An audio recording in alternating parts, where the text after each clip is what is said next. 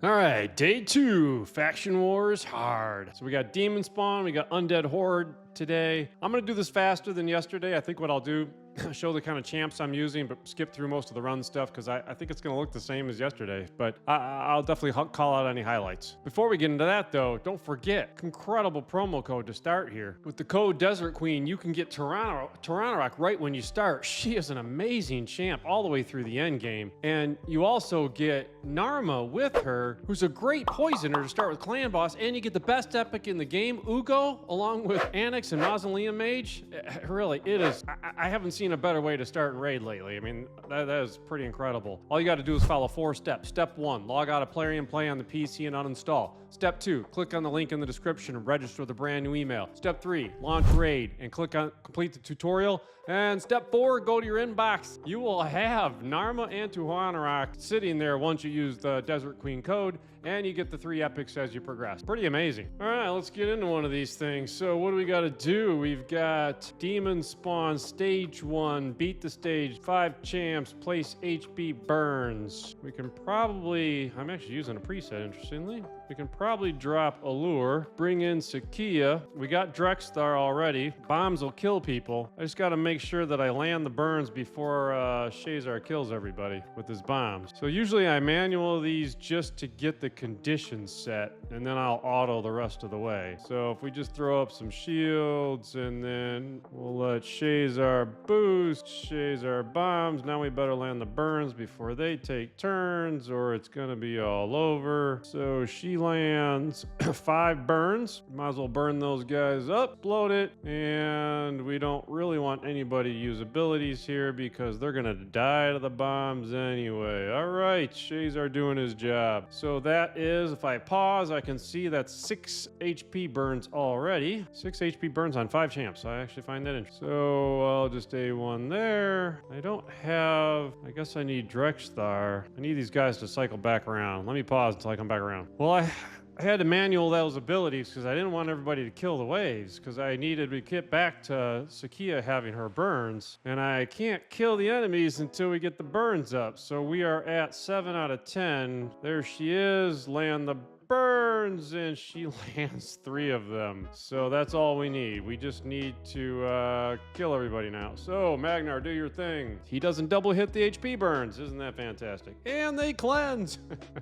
Oh, well, actually, I can't have anybody die here. I don't have a reviver. If anybody goes down, we are toast. Hey, folks, make sure you don't lose here. All right, I will pause and come back. Well, that figures. Shazar dies. I'm going to have to rerun this thing. So on the rebattle, I used Drexthar's Provoke, which is nice because they come in and attack him, which puts HP burn on all of them. So we ended up hitting the 10 on 10. So now I can just hit auto and stop screwing around trying to land the debuffs and just let my team kill. All right, stage 1 down, so pretty smooth once you get the HP burns in. I will say the enemies were able to one-shot at times, so I had to go a few rounds just to make sure I could get it in and get the HP burns landed. All right, 10 plus provokes. Let's see who I got. So go to filter, debuffs, provoke, and see who's hiding in there. So Drexthar, he can do an AoB provoke. I got a second one, but he's not even built. You got Umbral Enchantress. Man, I haven't used her in a long time, but she does have a AoE provoke on 100% chance. So boy, you bring Drexthar and Umbral in there. Problem is she's level 50 and you do need to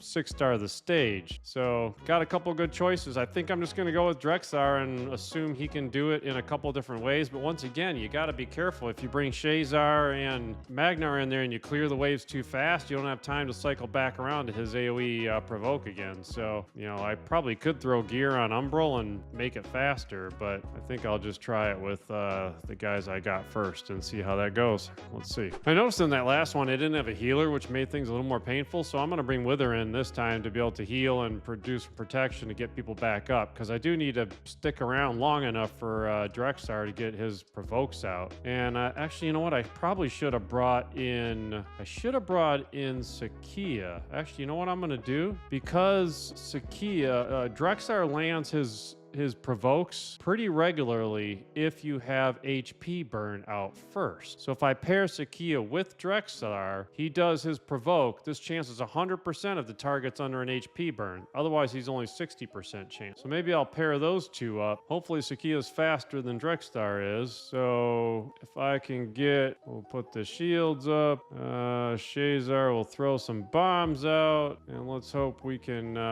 land her burns. And now we don't want to blow anybody up though. So I'll save her extra. All right, now he can provoke. Oh, that's 5 out of 5, right? All right, that's 5. So I just need to do that in one of the next 2 waves. So that's kind of how that works. I'll bring it back. Well, all's fair when you're playing the provoke game. Here I am. They're provoking me. I'm supposed to be provoking them.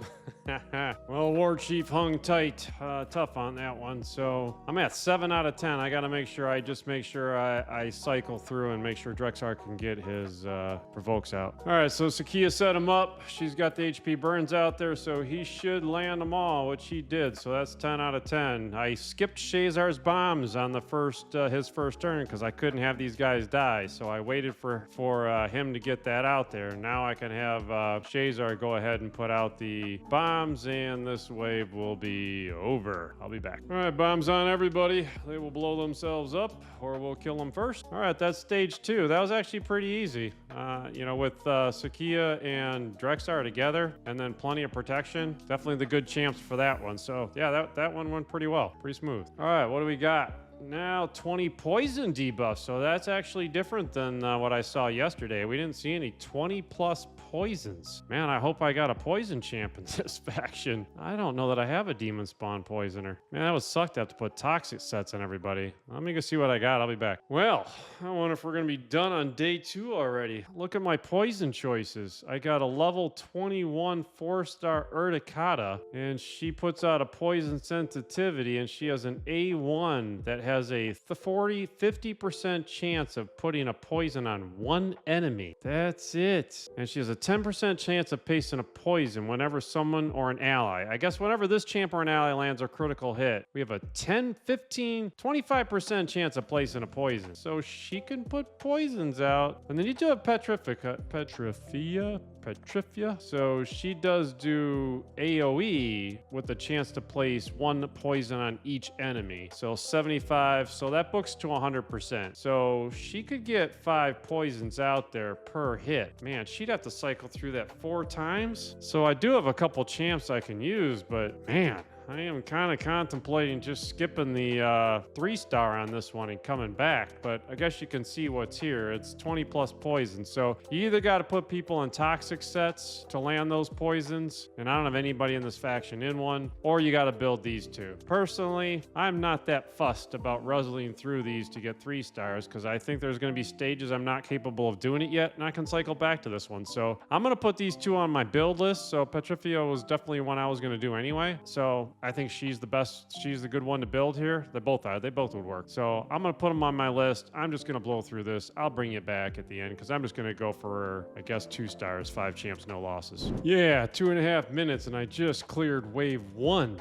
That Owella and Elva, they just didn't want to die. Oh, and I get to wave 3, and they kill my Shazar. Oh, maybe you got to bring a safer team. I guess you still want to get the 2 stars. I got to rerun it. Guess I'm not going for the 3 stars anyway. I'm like, well, why not bring in Duchess and Candrafon and Magnar, and we'll go nuke and just let them do their thing. So this one I can just run full auto. I'll be back when they're done. They should clear it a lot faster. All right, Candrafon came in, laid the big smack. So Magnar most damage, but Candrafon after that. So 2 stars. So I'll come back at some point and do the 3rd star. It's just, to me, it's not worth trying to whip one level 40 into a level 6-star just to go beat the stage tonight, because I got months to beat these stages. So make a note of who to build. Petrifia is one to come back with 4. So that is All right, we got 8 out of 9 on that one. That's Demonspawn. Oh, we got a Primal Shard there. We'll pick that up. Some Bruise, some Lesser Oil, Spiteful Remains, whatever that is, 200 energy. All right, let's check out Undead Hordes. This one is 20 plus poison debuffs again. Well, let's see if I can do any better on this one. I do see Frozen Banshee hiding in there. She's single target, though. All right, definitely some better choices here. We do have Urost. He has a passive that when he gets attacked, he places a poison on the enemy. So that will put some up. I got Frozen Banshee, who's single target, so not great. But then Bad L sitting in here. He's only a 5-star, but he puts 2 poisons on all enemies for 2 turns. So that's 10 alone. So I think I can just throw some gear on him, and then I just got to see if I can get him to the finish line as a 50. So let me throw gear on him and bring him in. So Bad L should lay on the poisons. He's got to get 2 rounds up. Vlad can do some serious damage. He can also lock the enemy out. I got a speed booster. I've got somebody who can at least take the A1s away, and I've got Husk to get some control in. I didn't bring a healer, and I didn't bring a reviver. I didn't even see one in the choices, to be honest. So yeah, not great. So Volgoth would be one if I need more heals that I could bring in to help just for sustain. So I could swap out like a Morrigan for him, but I'm going to try and see if we can get through with, and then Urost is one that just wouldn't die. That guy will just live forever. So I could go with more protection, but I'm going to try this team, just see what it does, and hope there's not a whole bunch of spirit enemies in here, unless Bad Owl places. I'm not sure. Bad Owl might place. So we can do the speed boost. That gives me Bad L. Throw up the poisons, and there are spirit champs in there. All right, what do we got? We got 10 out of 20 poisons, so I just need to do that again. Let's see if he can lock out the enemy, so they don't have any skills. Morrigan can put a fear on everybody. I'm actually going to save. Well, let's just snook him. And he didn't do much at all. Wow, that was pretty depressing. All right, well, let me peck away at these guys, and I'll bring him back if it gets interesting. So Bad Owl on the second round put his poisons up right away, so we're at 19 out of 20 just on wave 2. So now it's just a matter of whether we can make it to the end without these guys killing us and our abilities not coming back. Interestingly, I'm taking some hits in this round, and they're just tickling me. So in every other stage I've fought in these hard faction wars, they've hit hard. This one, they're really not. These champs aren't built tanky, but I mean, UDK's taking the first hit. That's probably a big difference, but sort of even the AoEs don't seem like they're doing that much. All right, I'll show you a little bit of this this round then, just to show you kind of, I guess, what we're dealing with. So we can get out some more poisons, which is plenty. Vlad can come in and lock them out. Morrigan can actually fear everybody. Husk can come in and hit.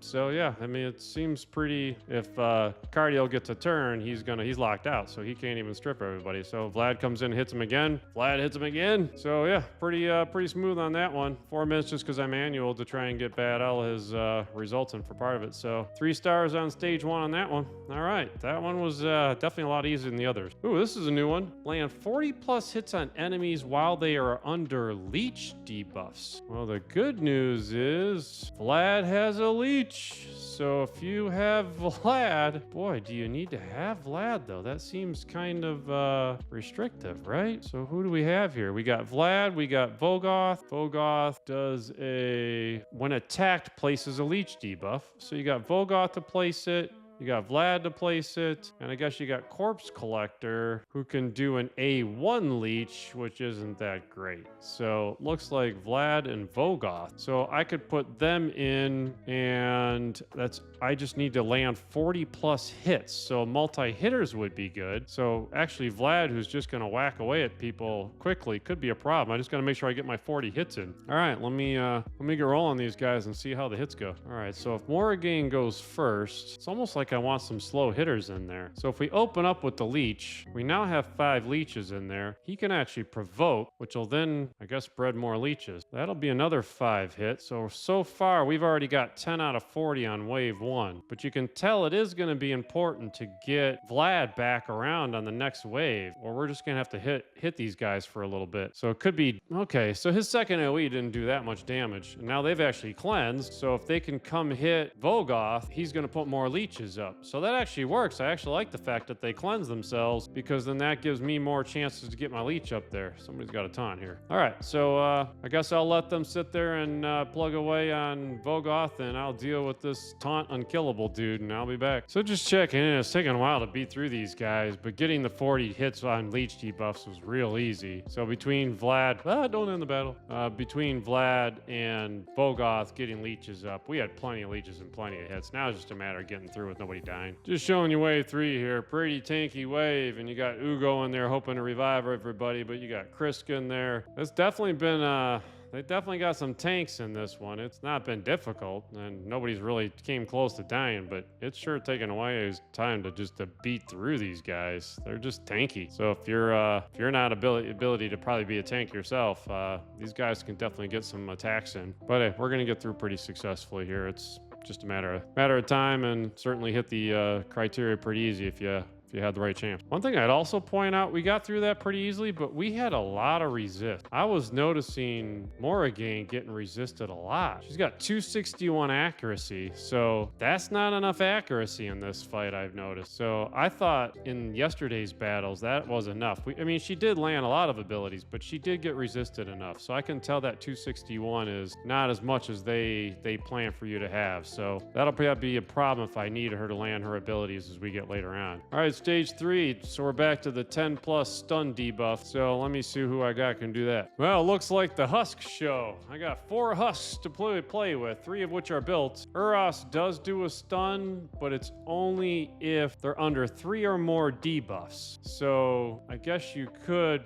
pair, interestingly, hold on. So you could pair the Bad L with a Urost, who would then stun, and he would be tanky, but I am bringing in a level 50. So if your Bad L's built and he's a level 60, he does bring healing. It could be interesting to see what you do if you take Vogoth out, who does provokes. You put an Urost in. I would like to bring Husk in as well, who could bring some stuns, but I just want to have a little fun. I'm going to try Bad L with Urost. If not, I'll bring in one of my 3 Husks, but I do like the wave clear in Vlad. I do like the speed booster, and I do like the protection in Death Knight. So I'm going to try this team. If not, I'll just bring in one of the 3 Husks. I mean, I could just bring 3 Husks and just try and control the waves too. But I'm just kind of fascinated to see what our boy Bad L can do with, and if Uros can actually land those stuns.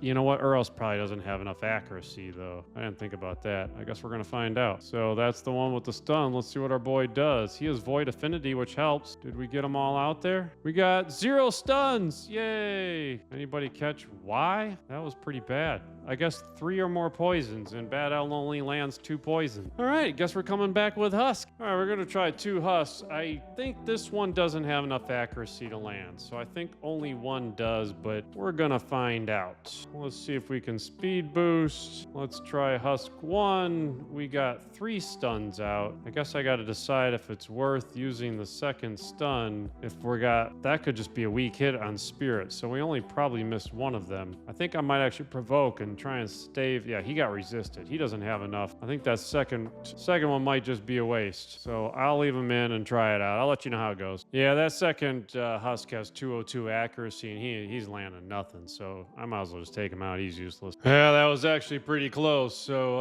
I was really struggling not to kill the waves before Husk could land the provokes. And as I said, my second Husk didn't have enough accuracy, but he landed 2 stuns on this last wave, and then my other Husk got the other one. So just hit it, got the 3 stars on that one. So that's stage 3. So all right, that's we got 369 on that one. We got any others, so we got 17 out of the 18 stars tonight. Pretty happy with that. As I said, I'll come back and build those 2 poison champs for that 1 round, but it just wasn't worth it for me. So 2 mortal soul stones picked up there. All right, that's day 2. You know, we're making the progress. This is I was hoping this wouldn't be something you would just blow through, because I enjoyed beating Faction Wars the first time with normal. So I'm hoping there's some of these that are hard, and it does take some time, and still better than doing normal ones for the benefits. So hope it was helpful. Hope you enjoyed it. Have a great day. Thanks.